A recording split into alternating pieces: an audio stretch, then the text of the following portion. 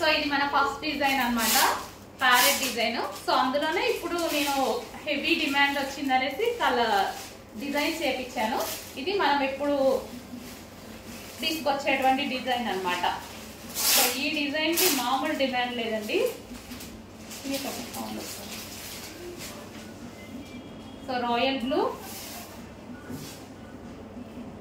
ఎంతమందికి నచ్చిందండి, మంచి మంచి ఫీడ్బ్యాక్స్ ఇచ్చారు ప్రతి ఒక్కరు. సో దానికోసం అప్పటి నుంచి స్ట్రగుల్ చేస్తే ఇప్పటికి వచ్చింది స్టాక్.